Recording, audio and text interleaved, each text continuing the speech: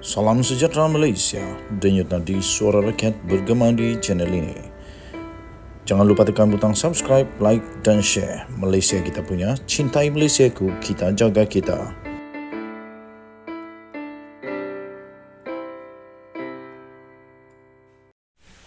Salam sejahtera Malaysia, denyut nadi suara rakyat bergema di channel ini.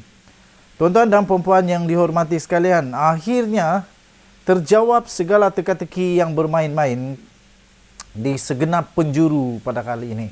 Penjuru atas, penjuru bawah, penjuru tepi, siring atas, kanan, bawah. Banyak penjuru. Tapi yang pasti kita sudah tahu jawapan kepada soalan yang selalu ditanya kepada saya, dan kali ini tepat ramalan saya. Tepat ramalan saya, tuan-tuan dan puan-puan, bahawa beliau membuat keputusan seperti itu. Datuk Seri Ismail Sabri Yaakob mensahkan tidak mempertahankan jawatan Naib Presiden UMNO.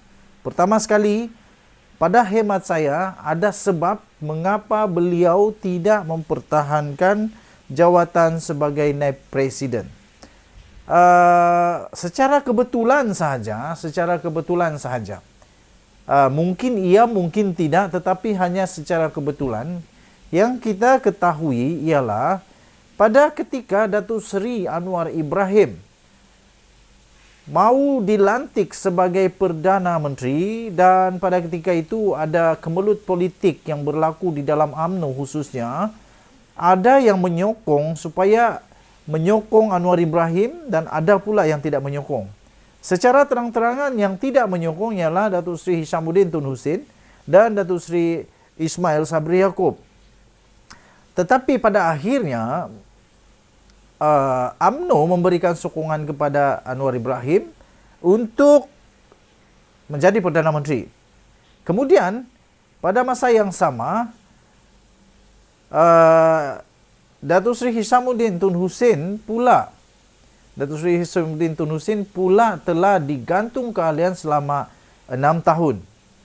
Dan selepas itu pula, tuan-tuan dan puan-puan yang dihormati, Datuk Seri Zahid Hamidi dan Tok Mat Hassan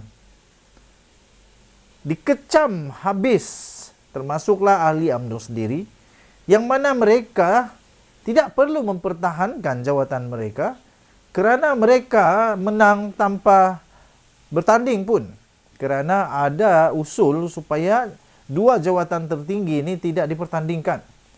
Pada ketika itu terdapat juga suara-suara sinis daripada Ismail Sabri Yaakob berkaitan perkara itu. Jadi, tuan-tuan dan puan-puan, kerana itu saya melihat bahawa Datuk Seri Ismail Sabri Yaakob tidak akan mempertahankan jawatannya sebagai Naib Presiden. Mungkinkah itu berkaitan dengan rentetan daripada apa yang saya sebut sebentar tadi? Memandangkan tempo penamaan calon bagi pemilihan UMNO semakin menghampiri tarikh akhir, bekas Perdana Menteri iaitu Datuk Seri Ismail Sabri Yaakob akhirnya mengesahkan dia tidak akan mempertahankan jawatan Naib Presiden parti itu. Dia berkata demikian, mengesahkan ketika dihubungi oleh Malaysia Kini pada petang tadi. Jawabnya ringkas, ya.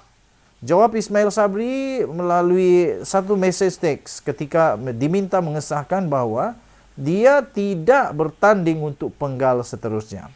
Bagaimanapun ahli Parlimen Berar itu tidak mahu mengulas punca keputusan itu dibuat.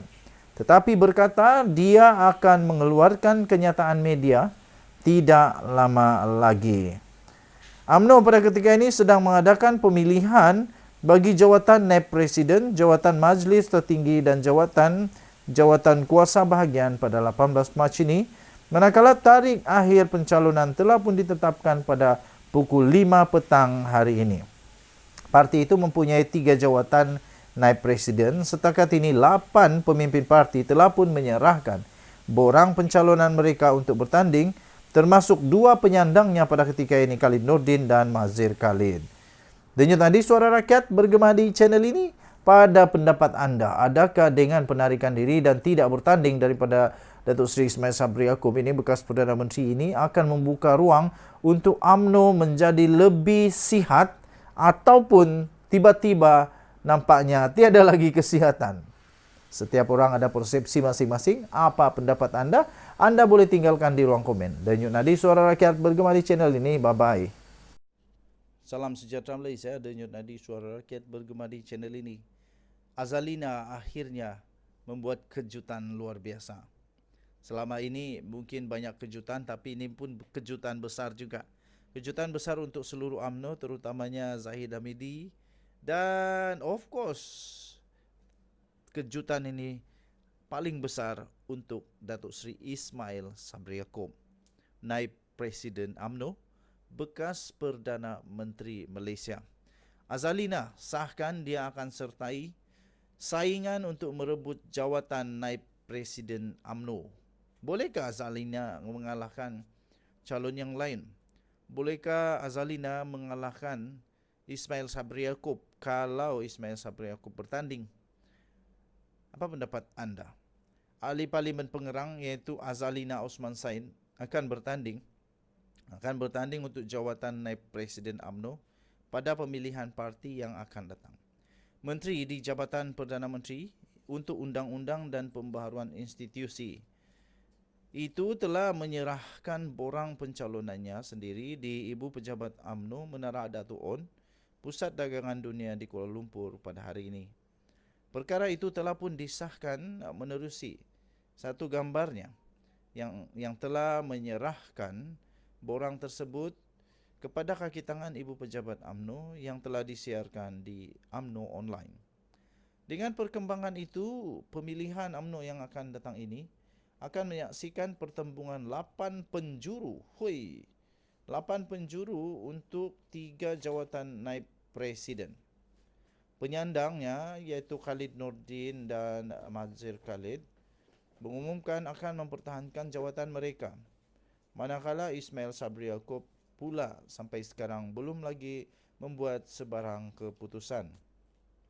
Selain daripada itu, selain dua penyandang itu, Menteri Besar Pahang iaitu Wan Rosdi Wan Ismail serta Setiausaha Agung UMNO iaitu Zamri Abdul Kadir, bekas Menteri Besar Johor Hasni Muhammad dan bekas Menteri Perumahan dan Kerajaan Tempatan Rezal American Naina American serta ahli Parlimen Titiwangsa Johari Ghani juga akan bertanding jawatan untuk Naib Presiden.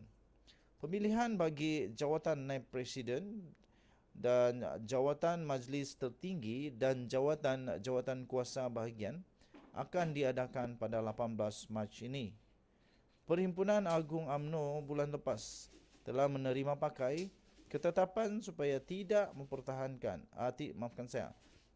mempertandingkan jawatan Presiden dan timbalan Presiden. Baiklah tuan-tuan dan puan-puan. Pada pendapat kamu, pada pendapat anda, adakah Azalina boleh bertanding, boleh memberikan cabaran yang hebat kepada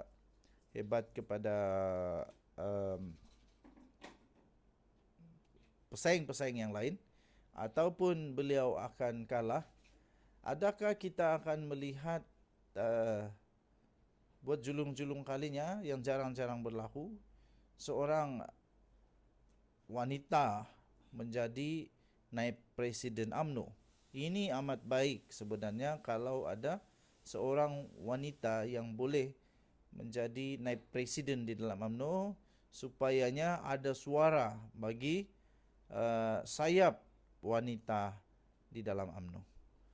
Apapun, semoga maju jaya. Siapapun yang menang, kita harap boleh menjadi semak dan imbang untuk Presiden UMNO dan untuk juga Majlis Kerja Tertinggi UMNO.